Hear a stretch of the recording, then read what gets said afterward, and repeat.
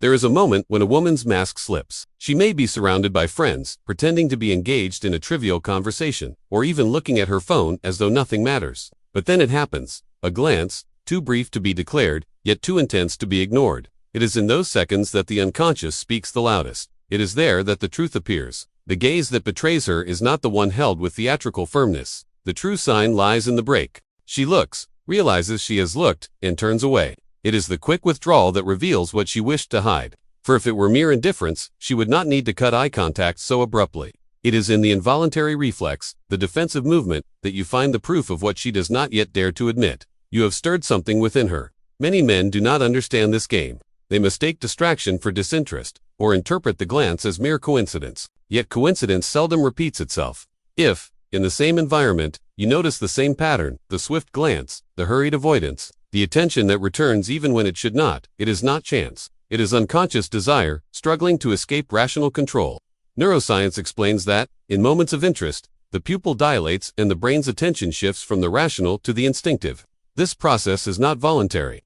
It is not something she chooses to do. It is automatic. Jung would say it is the shadow revealing itself, a hidden part that can no longer be contained.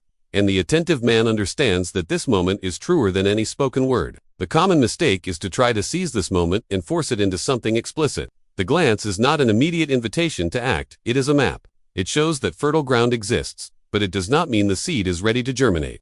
The anxious man ruins the game because he confuses a signal with permission. The conscious man, on the other hand, knows the strength lies in recognizing without rushing. He returns the gaze calmly, not as a beggar, but as one who already knows who he is. The feminine gaze, in this context, is not merely curiosity. It is a test. She wants to feel, if you have noticed, but above all, how you react. If you falter, show neediness, chase after her, you confirm what she fears, that her validation has become your drug. But if you remain calm, if you do not turn the instant into a spectacle, the effect is different. You show that you can exist in yourself, without the need to plead. Picture yourself in a bar. She looks, turns away, then looks again. The room is noisy, yet you sense that subtle vibration. The ordinary man writes it off as chance. The man trained in presence perceives the shift in the air. He does not need to intrude. He does not need to prove anything. The silence between the two is already enough to alter the frequency of the room. The gaze that does not last is the gaze that betrays. It is like a flame trying to hide behind darkness, yet still emitting light. And when you learn to read this silence, you discover that attraction is not a performance, but an invisible field connecting the unconscious. You do not need to chase her, for if the glance has already been given, the message has already been sent. This is the first sign, almost invisible, yet powerful enough to change entirely the way you interpret female desire. The invisible weight of your presence. There are moments when you need not say a word, and yet the room adjusts to your entrance. It is not what you wear, nor the words you prepare. It is something deeper, a vibration that precedes any gesture. Conversations shift in tone. Some voices fall silent, eyes turn away or towards you without realizing. This subtle alteration is the reflection of a presence that cannot be explained, but can be felt. Many men believe that attractiveness is only about looks, dependent on facial features or a well-trained body. That matters to a degree, but it does not explain the most intriguing phenomenon, the magnetism that alters the energy of a space. This magnetism is born of the way you inhabit yourself, the manner in which mind and body align. It is silent, yet powerful, because it communicates to the unconscious of others that you are not seeking validation. You already exist, and that is enough.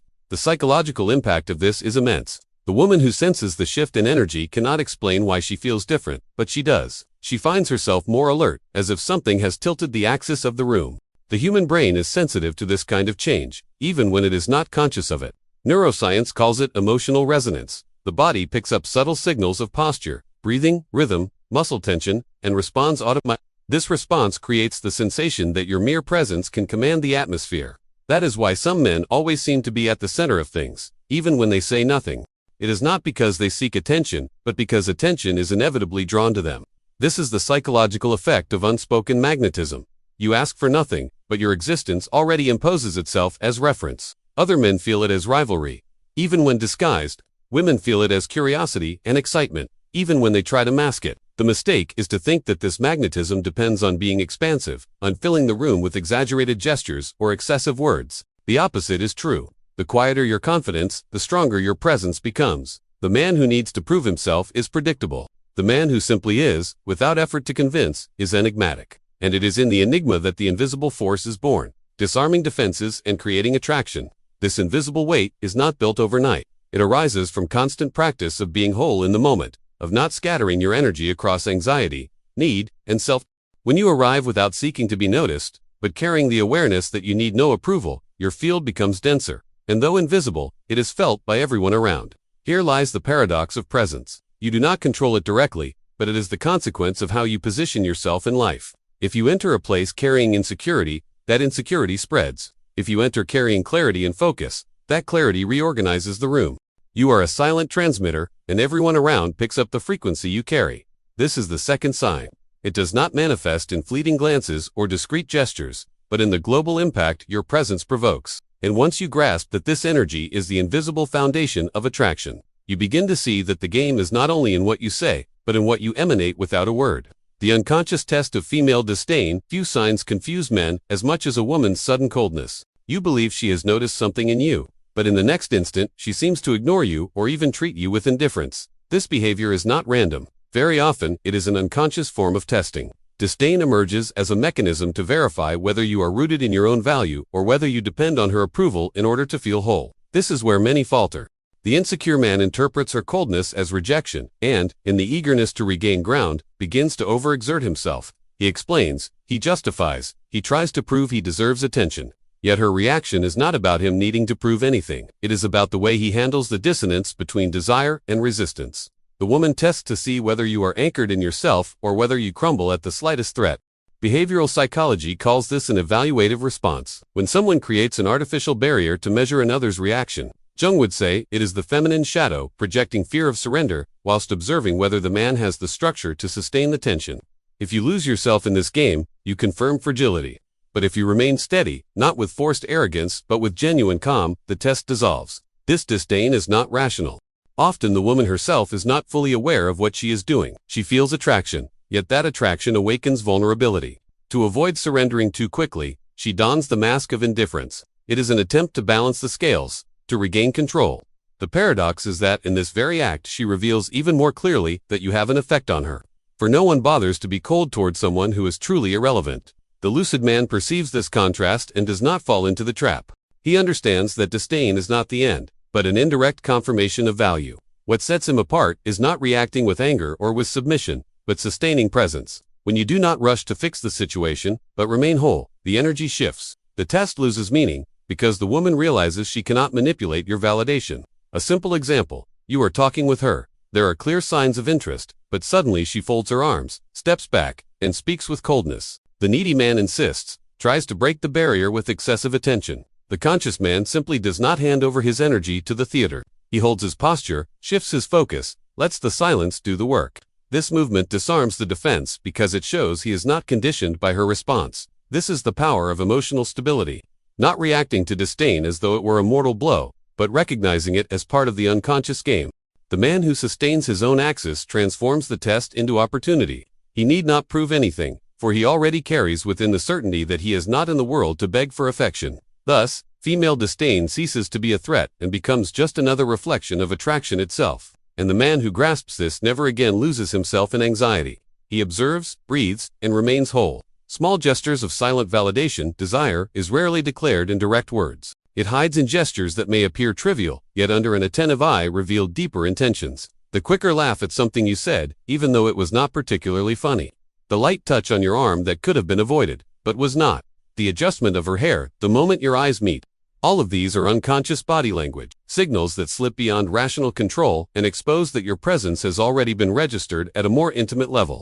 These movements are not mere coincidences. Neuroscience shows that when there is interest, the body responds automatically with subtle adjustments. Touch, for example, is a primitive form of connection, releasing dopamine and oxytocin even when brief and apparently innocent. Spontaneous laughter is another marker. It works as emotional validation, indicating that her brain associates you with immediate pleasure. The movement of her hair is a classic act of unconscious self-presentation, as though she were rearranging herself in response to the impact of your presence. The problem is that many men, blinded by anxiety or lack of clarity, ignore these signals or dismiss them as insignificant details. They remain trapped in the expectation of an explicit declaration, something direct and verbal, yet feminine language seldom manifests in such a way. A woman does not wish to expose herself completely at once. What she offers instead are symbolic crumbs, small confirmations that your energy has already touched her. The man who perceives these subtleties learns to play on another level. It is not about interpreting each isolated gesture as absolute proof. The mistake would be to treat every laugh as certainty or every touch as an immediate invitation. What matters is the pattern. When you notice that these signals repeat, that silent validation arises at different moments, you understand you are witnessing a real reaction. The body does not lie. It betrays what the mind tries to conceal. A common example: you are in a group of people, you make a simple remark, nothing remarkable, yet she laughs before the others, as though wanting to confirm your presence in the room. Later, when approaching, she lightly touches your shoulder during the conversation. A fleeting gesture, but sufficient to create contact. And at another moment, upon noticing your gaze, she adjusts her hair, exposes her neck, or shifts posture. Separately, these are ordinary gestures. Together, they form a mosaic of silent validation. The conscious man does not rush to turn these signs into immediate action. He understands the value lies in observing, in recognizing the invisible movement beneath the surface. The power is in not reacting as if desperate for crumbs, but in accepting the gestures as confirmations of the field of attraction already present. This entirely changes the dynamic, for you cease to be the man who seeks proof and become the man who already comprehends the hidden language. These small gestures act as echoes of interest. They do not speak loudly, yet they resonate with force. And the man who recognizes them no longer needs to beg for attention, for he already knows that the attention is there, even when disguised. The social mirror. What other men do not say, it is not always women who reveal the clearest signs that you are considered attractive. Quite often, it is other men who expose this without realizing. Silent rivalry, implicit comparison, and even subtle changes in their posture are social reflections that act as a mirror. The way they react to your presence shows indirectly the impact you exert. One almost invisible detail is the shift of attention. You enter a room and notice that a colleague, once relaxed, straightens his posture. Another adjusts his voice, speaks louder, or tries to appear more engaged in the conversation. These changes do not happen by chance. They are unconscious movements of comparison, a masculine instinct to measure territory.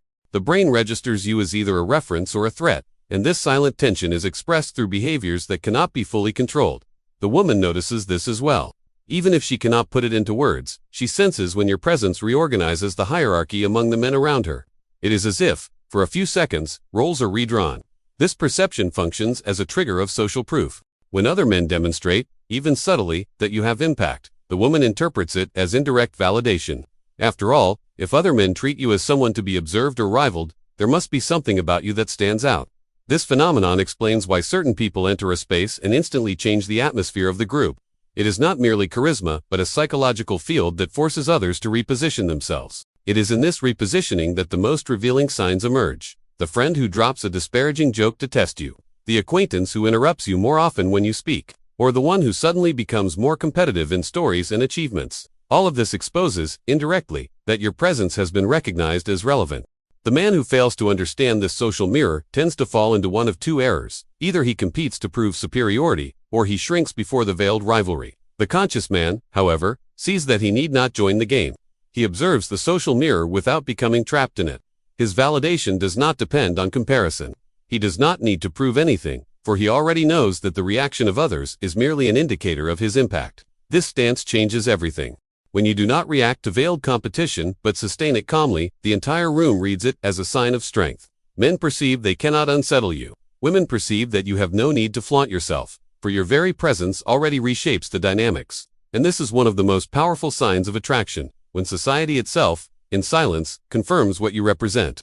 Awareness of this social mirror is not to inflate the ego, but to expand perception. For true power lies in reading the environment without losing yourself in it. And when you understand that even the posture of other men betrays your magnetism, you stop searching for obvious answers and begin to recognize the truth in the invisible subtext of interaction. The hidden language of female desire. There are signs even subtler than a glance or a touch. They are micro-expressions that last fractions of a second, changes almost imperceptible in tone of voice, pauses laden with meaning in the midst of an apparently trivial conversation.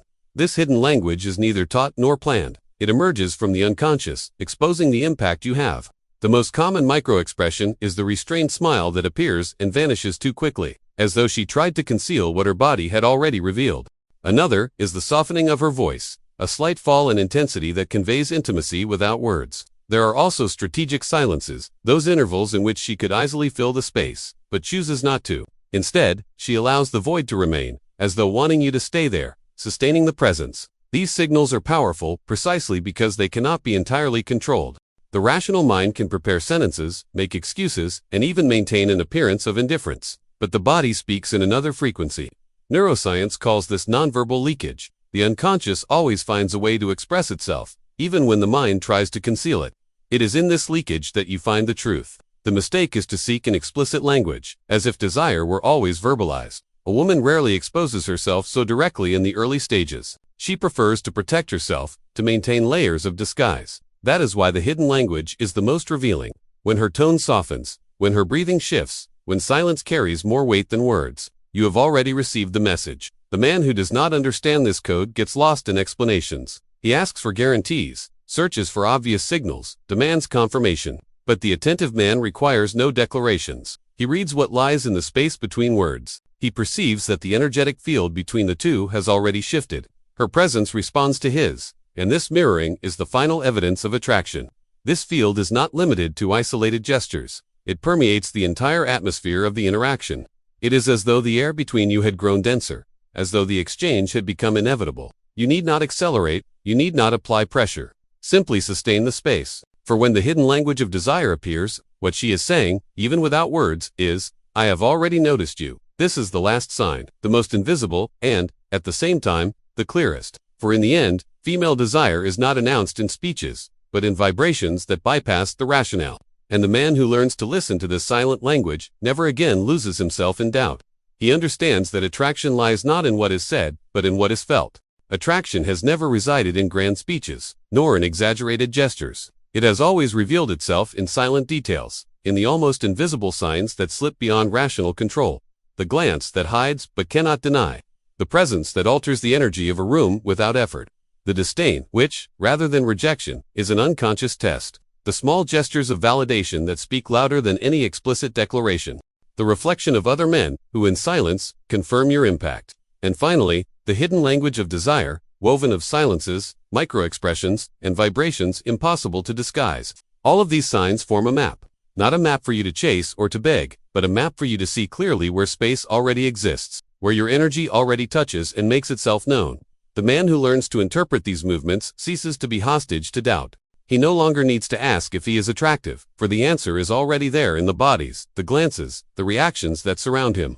This understanding is not an invitation to arrogance, it is a call to awareness. For when you comprehend the signs, it is not to manipulate or to accumulate hollow conquests. It is to sustain your inner sovereignty, to perceive that true power does not lie in chasing after approval, but in recognizing that desire manifests precisely when you no longer depend upon it to exist. The emptiness so many men feel is not the absence of female desire, but the inability to notice what was always there. The silence of the gaze, the invisible weight of presence, the disdain that tests, the gestures that validate the reflection of other men, the hidden language of the body, all of this was already speaking to you. You had simply not yet learnt to listen. Now, this reading is yours. And in claiming it, you not only understand women, you understand yourself. And when a man understands himself, he does not ask, he attracts, he does not chase, he remains. He does not beg, he becomes inevitable.